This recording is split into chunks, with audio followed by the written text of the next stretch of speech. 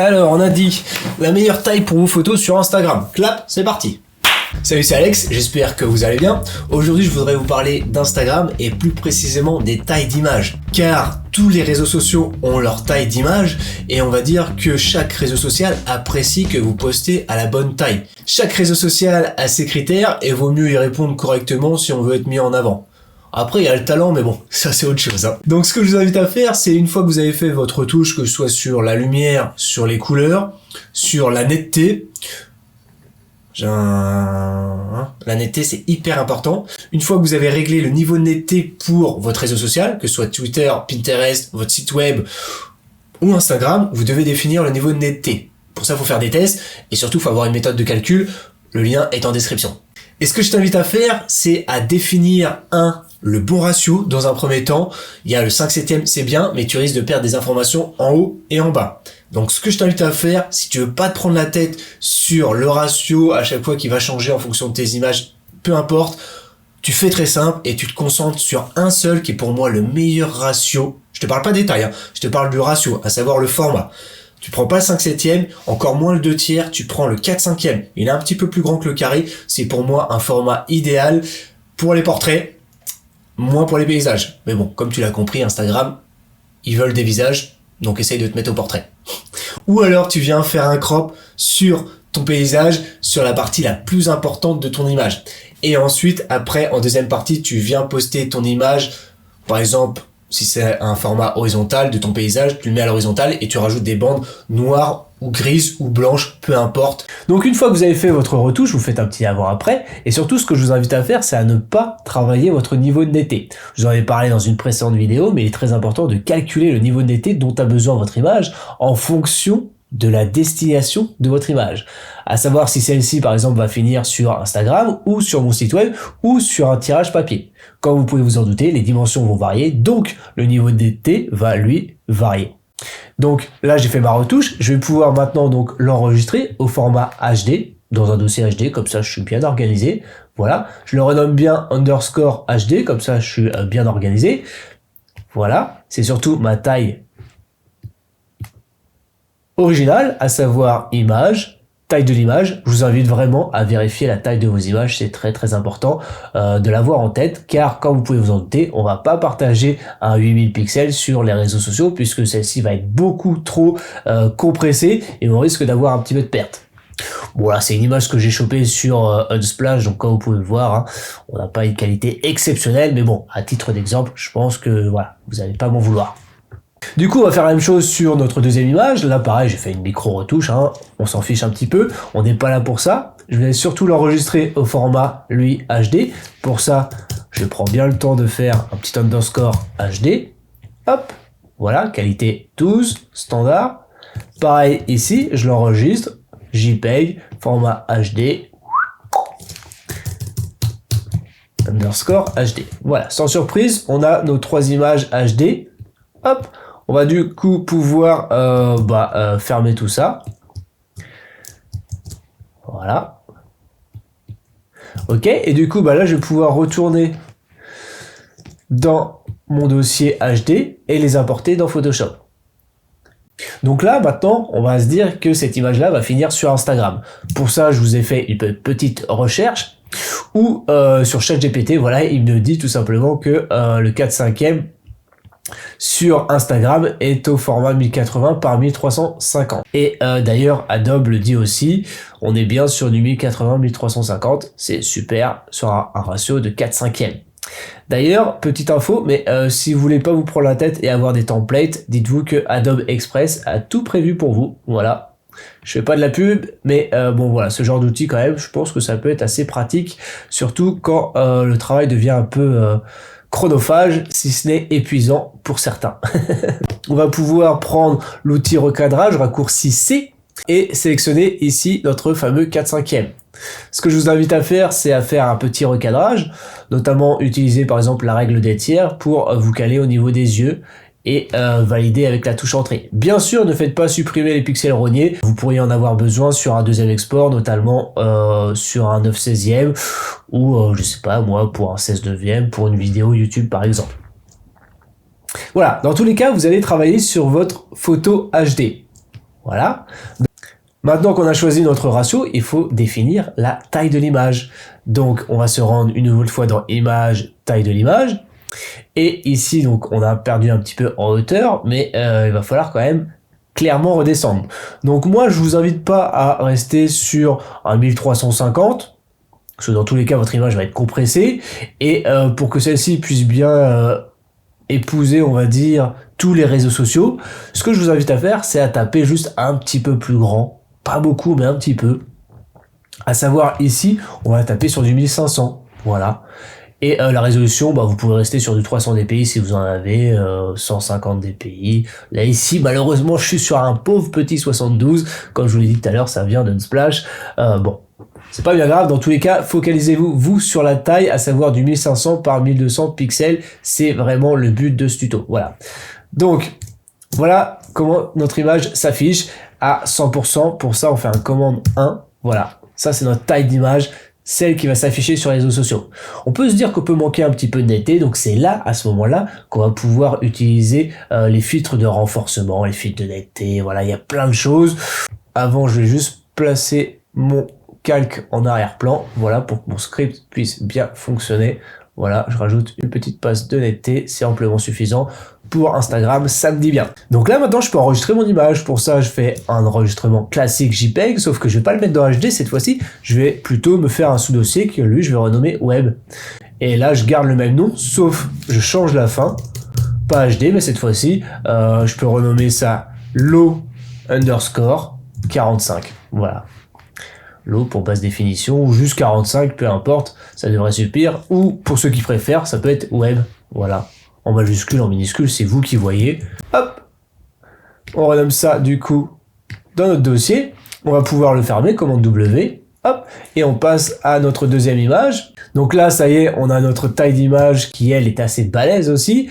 On est sur du 7000 par 177. Vous pouvez mettre donc la largeur, comme on a vu sur le site de Adobe. Voilà, 1080 par 1350 pixels. Donc, si je mets ici 1350, vous voyez que la hauteur change. Pourquoi? Parce que tout simplement, on a l'homothétie qui reste en place. Ça permet tout simplement de conserver les proportions. Donc, au lieu d'être trop bas sur la hauteur, montez plutôt sur la hauteur et vous mettez 1080 et vous serez un peu plus gros sur la largeur. Voilà, comme ça vous donne un peu plus de marge, on va dire. Voilà. Là, on se remet pareil à une échelle de 100% et vous pouvez envoyer à nouveau votre script. Hop, voilà. Si c'est trop fort, hop, on en envoie un autre. Ok. Et là, du coup, on peut enregistrer notre image. Donc, soit vous restez comme ceci, ou alors vous allez plus loin. Et moi, ce que je vous invite à faire, c'est peut-être à basculer sur un 4/5e. Et soit vous sélectionnez la partie que vous souhaitez partager comme ceci, ou alors vous allez plus loin et vous augmentez la taille à partir du centre. Voilà. Comme ceci. Et là, soit vous restez ainsi, vous calez votre image au centre grâce au repère. Voilà. Et par exemple en dessous, vous pouvez tout simplement créer une couleur unie, par exemple noir, hop, et vous glissez votre fond uni en dessous. Voilà, et là vous avez une belle image à partager. Vous pouvez notamment prendre tout ça et réduire un petit peu la taille. Voilà, comme ceci. Vous n'oubliez pas de bouger à chaque fois votre calque de netteté. Voilà, c'est mieux. Hop. Et ce que je vous invite, moi, c'est à faire ça sur un script. C'est-à-dire que si vous faites, par exemple, si vous redimensionnez, et vous faites commande T, hop, et là vous baissez à chaque fois à la même taille, par exemple ici à 80%. C'est top, hein, ou 90%, voilà, c'est comme vous voulez, mais de telle façon à ce que ça puisse être rapide pour vous et que ça puisse surtout se reproduire très facilement et qu'on puisse donc retrouver à chaque fois la même taille sur toutes les images pour conserver une suite logique dans le redimensionnement, si je peux dire ça comme ça, de vos images. On n'oublie pas d'enregistrer au format JPEG sur notre web, hop. Voilà, on renomme bien sûr de la même façon. Ok. Donc du coup, une fois que tu as mis en place le ratio 4/5e, je t'invite à mettre en place la taille d'image. Pour pas te prendre la tête. Tu peux faire tes recherches sur internet, tu vas voir, il y a plein de tailles d'images. Le problème, c'est que ça change d'année en année et ça peut encore évoluer d'ici quelques années. Donc fais très simple. Personnellement, je sécurise mon image sur Instagram, mais aussi pour les mauvaises personnes, un petit peu malhonnêtes qui veulent piquer des images, je ne poste pas la photo en HD. je poste tout simplement la même taille sur Instagram, 2000 pixels en bord large. Et je garde le 3000 pixels pour mon site web et je garde mon 6000 pixels sur mon disque dur. Sur Instagram, je choisis du 4/5e en 2000 pixels. C'est pour moi le meilleur ratio et la meilleure taille d'image pour préserver son travail et avoir la meilleure qualité possible. Et bien sûr, avec le bon niveau de netteté, mais ça je t'en ai déjà parlé dans une précédente vidéo, je te mets le lien juste ici. Alors nous voici sur notre troisième image, donc là on a un format véritablement vertical, hein. Je pense qu'on doit être même à vue d'œil, je dirais, sur un bon 9/16e, voilà comme ceci. Donc là quand vous mettez 16/9, il suffit de l'inverser, clac, et voilà, du coup il repère automatiquement qu'il est sur un 9/16e, c'est idéal donc pour être posté sur les stories. Nous c'est pas ce qui nous intéresse, on va vouloir conserver la totalité de l'image pour la poster sur un post. Donc, ce qu'on peut faire, c'est sélectionner une nouvelle fois un 4/5e, mais au lieu d'avoir l'image recadrée comme ceci, on va vouloir ici conserver la totalité de l'image. Donc, vous restez sur un 4/5e et vous appuyez sur la touche Alt enfoncée, ce qui va donc vous permettre de redimensionner votre recadrage à partir du centre. Une fois que c'est fait, vous validez. Et là, vous allez pouvoir donc recréer ici une couleur unie noire, hop, que vous glissez en arrière-plan. Et là, du coup, vous pouvez soit laisser comme ceci, ou alors réduire un petit peu la taille, comme ça, comme ceci. Donc là, on l'a fait au pif, mais ce serait bien d'utiliser un script et d'avoir une valeur bien précise, notamment si vous avez l'habitude de partager ce genre de format. Voilà. Donc là, avant d'envoyer votre script de netteté, ce que je vous invite à faire, c'est à redimensionner votre image. Donc là, vous allez dans Image, taille de l'image, et ce que vous invite à faire, c'est à taper directement ici 1500. Hop, et c'est bon. Du coup, vous remettez à 100%, et là, vous envoyez votre script de netteté. Celui-ci est beaucoup trop fort. Hop, on va se mettre à 0,5. Voilà, et on va baisser l'opacité à 50%. Génial, hein? Et on n'a plus qu'à enregistrer notre image au format JPEG. On a notre format web 45. Donc je vais vous montrer une autre méthode. Si par exemple directement on choisit la taille ici 1080, vous voyez que du coup on arrive sur une hauteur qui est à 1920. On va pouvoir ici faire OK. On va pouvoir faire cette fois-ci CTRL ALT C ou commande Option C pour ceux qui sont sur Mac. Et là directement on peut mettre ici 1920. Ce qui va nous donner un format carré à partager très facilement sur les réseaux sociaux. Donc là, comme vous pouvez le voir, il m'a sélectionné du noir en arrière-plan. Pourquoi? Parce que j'avais tout simplement du noir dans mon nuancier. Si j'inverse mes couleurs avec la touche X, je permets facilement mes couleurs premier plan et arrière-plan. Cette fois-ci, je peux mettre du bleu. Et si je retourne sur CTRL ALT C ou commande Option C, je peux me mettre ici à 1920. Hop, comme ceci. Et là, du coup, j'aurai du bleu. Voilà, très facile si, par exemple, vous avez des Pantone, des couleurs qui sont répertoriées dans votre bibliothèque, vous allez pouvoir les sélectionner rapidement et les remplir très rapidement en arrière-plan. Donc voilà, il existe différentes façons de faire. C'est bien sûr à vous de voir celle que vous préférez. Dans tous les cas, je vous invite vraiment à apprendre ces dimensions-là très rapidement et faites très simple, honnêtement. 1500 pixels sur un bord large, c'est amplement suffisant. Sauf si vous faites de la story, du coup, 1920. Si vous voulez faire encore plus simple, comme je fais les 3/4 du temps, je mets un 2000 pixels et comme ça, c'est réglé. Sur un bord large, 2000 pixels pour un post, 2000 pixels pour la story. Et voilà, c'est réglé, c'est basique. Et après, vous pouvez bien sûr observer la perte sur Instagram. Honnêtement, avec ce que je vois sur des comptes avec une belle renommée, des gros studios photos, il y en a qui se prennent pas la tête. Ils partagent des images en très mauvaise qualité et bizarrement, ça choque personne. Donc voilà, essayez de prendre le temps de voir comment vous pouvez adopter ces techniques-là en fonction de vos images, de votre façon de faire, que ce soit bien sûr le plus simple pour vous, le plus efficace et le moins chronophage. Bien sûr, utiliser des scripts, c'est plus rapide.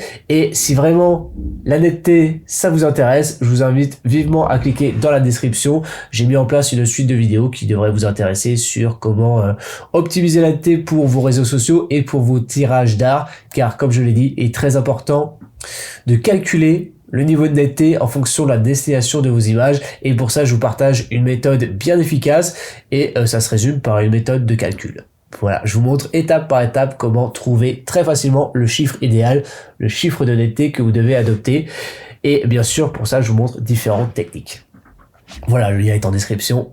Surtout, n'oubliez pas de vous faire plaisir. Bien sûr, je t'invite à cliquer dans la description, il y a pas mal de ressources pour passer au niveau supérieur. Pour ça, essaye de déterminer ton niveau, débutant, intermédiaire, avancé. J'ai mis plein de menus, plein d'onglets pour que tu puisses savoir où tu en es. Et voilà, ensuite, fais-toi un maximum plaisir, c'est pour moi le plus important. Encore une fois, abonne-toi à la chaîne si c'est pas déjà fait. On se retrouve la prochaine fois pour une nouvelle vidéo. Ciao et bonne retouche.